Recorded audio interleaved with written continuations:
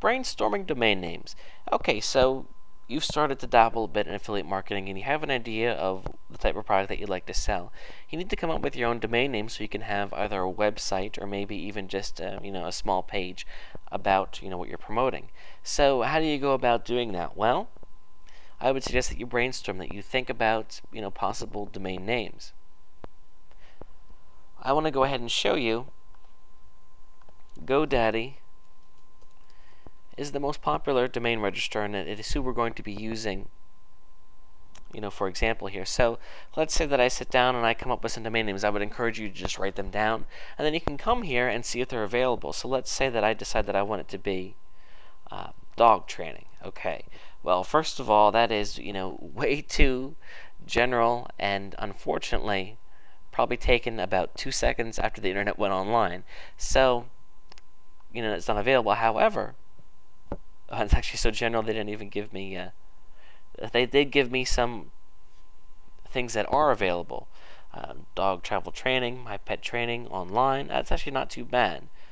So you can see how GoDaddy helps you. They say, sorry, this is taken, but here are some additional suggestions. Dog company training, pet memory training. Let's try it again. Let's say dog training help. Let's see what comes up. Okay, so the .com, of course, is already taken, but again, they give you some additional ideas here. Dog training support online. Okay, but that's not too bad. My pet training assist. So again, you kind of get the ball rolling, and then GoDaddy is going to help you along the way. Now, as you start to come up with different ideas, I want to ask you to compare them against some tips that I'm going to share with you right now. You want to make sure that your domain name is relatively short and easy to remember. Keep in mind, if somebody hears your domain name, let's say that they heard it on the radio, are they going to be able to remember it to type it in, or if their friend tells them about it? That's a good thing to gauge it against. So, you want it to be short and easy to remember, not too complicated. Now, of course, dogtraining.com would have been ideal, but you know what?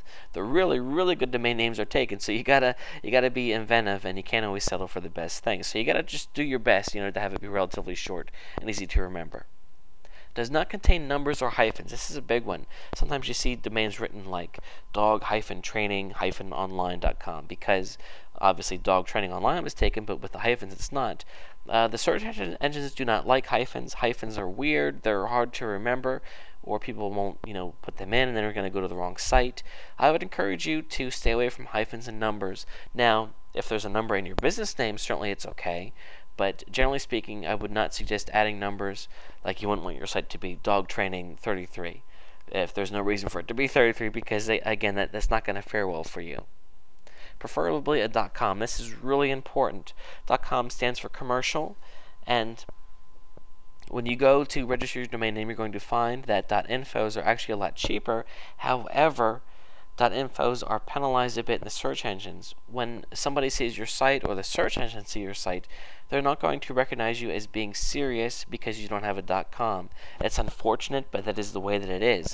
.nets are okay. They're not as good as .coms, but they're okay. But how many times do you see a commercial on TV for something and it's not a .com? Keep that in mind. You want to make sure it's free from trademark infringement. I wouldn't suggest having a website that was something like Facebook Secrets, because Facebook does not like their name in other people's domain names because they own the name. So keep that in mind too. Is it a good representation of your website?